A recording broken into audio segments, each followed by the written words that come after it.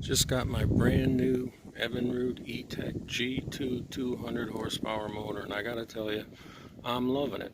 But I noticed a little problem right out of the box. These screws that hold on the side panels are all loose. They spin, one of them's tight, the other one spins around, the other one's semi-tight, the other one rattles.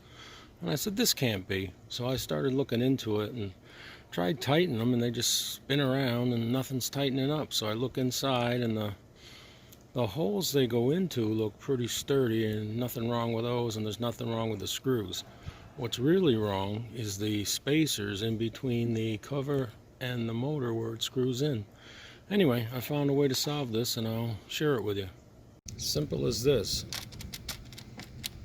quarter turn tight, quarter turn loose, quarter turn nice and snug, quarter turn loose.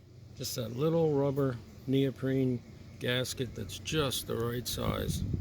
These are the gaskets I used. They fit right over the head of the screw from the outside, and they're the exact same size as the screw head, and the hole in the middle is the exact same size as the screw shaft. They fit perfectly. They're just the right distance to fill the gap, and it's a hard rubber, just the right hardness, and it puts them on snug perfectly, just the way it was supposed to be. Thank you.